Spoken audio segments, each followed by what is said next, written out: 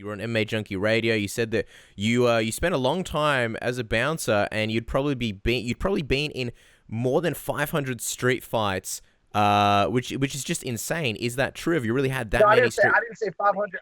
I didn't say 500. I said about 100. I've probably been in over 100. Okay. But How come you got into so many street fights? Was it just kind of a rowdy bar where there was so many altercations? And can you please tell us, like, if you're happy to share a story that stands out to you, something interesting that happened when you were sort of a bouncer of an altercation? Well, first of all, the reason why, plus growing up, I've been in a lot of street fights too.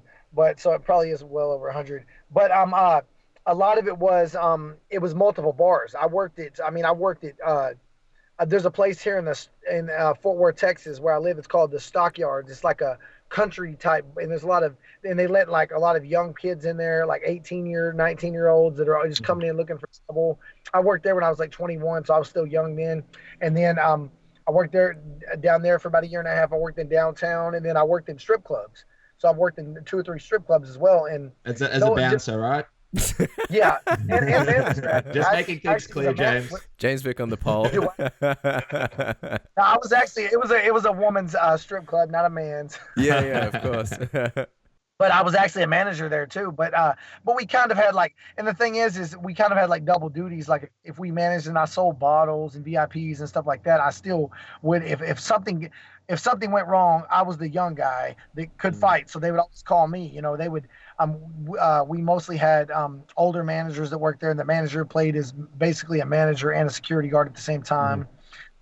And they would always come and get me and be like, or they'd call me over the microphone. The DJ would, hey, James to the front desk or whatever, the front door or whatever, when stuff was going down, or they'd be like, hey, you need to go talk to him. And it's just those type of people just bring, those type of environments just bring out the trash of people, just the drunks, in strip club, you got drug addicts, you got pimps, you got dope dealers in there, so you're going to get into it with these guys, So, let's see, I'm trying to think a good incident I had one time that was pretty funny was, this guy, I've had so many, but this guy one time, I throw him outside. I get him in a headlock. I drag him out. I throw him outside. And once we drug him outside, usually we'd be like, obviously we're not trying to fight people out there, but every now and then stuff happens. But we would pull out we had pepper spray, and we'd tell him, okay, if you don't get off the property, I'm gonna mace you. Oh wow! So the dude's like he's talking crap. He looks at me and goes, why don't we go out? And he's kept running his mouth. And he wouldn't leave. And I told him like 3 times, I said, dude, I'm about to mace you, man. So he looks at me and goes, well, why don't we go out without the mace? And so I looked over at my boss, who was like, my general manager actually lived with him at the time. So I looked at him, he looked at me, and so my general manager goes, all right, y'all walk around the side of the building where there ain't no cameras. So we walk around the side of the building, and he's a Mexican guy, probably like 25 years old. Probably he was big. He wasn't little. He was probably about 6'1", maybe 210 pounds. He was a decent sized dude. And we squared up, right? And I put my hands up and I flinched at him. When I did, he put his hands up and I leg kicked him really hard. And then put his hands up again. I flinched. He did it again, kicked him again. Then he tried to tackle me, and I got him in the front guillotine, and I choked him, and he started tapping on my leg. So then I threw him to the ground, and then he got up, and then I kicked him, and then he kicked him one more time in the leg. It was it. He took those leg kicks, and he was like holding onto the wall. He couldn't even walk. He grabbed his leg and was like holding onto the wall to try to walk and stuff. And then the funny part about it was, then his uncle was still in there. His uncle was like in the VIP with the girl in the club, right? And his uncle was still in there. His uncle was his ride. And so we felt bad for the guy after this happened. So we told him he wanted to come back in. And so we made him repay cover. And I told him, I said, you can order food or you can get dances, but you're not allowed to drink any alcohol. So he comes in, spends more money getting in and everything. And he stays in there after I already beat the guy. But I didn't hit him one time. I only kicked him. I didn't have to punch him in the face or nothing like that. And then we come back in and we get more money from this guy. And then when he leaves, he tells his uncle that I beat him up for no reason, attacked him for no reason. His uncle looked at me and he's like, this guy does it. He goes, he does this shit everywhere he goes. So. Wow. For a second, I got scared like the uncle was the head of some kind of mafia. And And then No, James you Vick had to take a trip. another Had to take a trip somewhere where there's like a lake and no one around, and you have to fight off like 12 mafia dudes. But that's impressive. That's impressive. Dude, I like you want to that. hear another crazy? Yeah. I have another crazy one. Sure. A similar like mafia type story. If you got time. Of course. Yeah.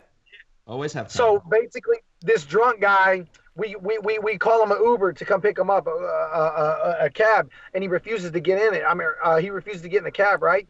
And he starts like trying to argue with the cab driver, and he's drunk, right? So the manager tells me, one of the managers tells me, you take him home. He said, you take him to a hotel. He said, take him to a hotel up the street and drop him off, right?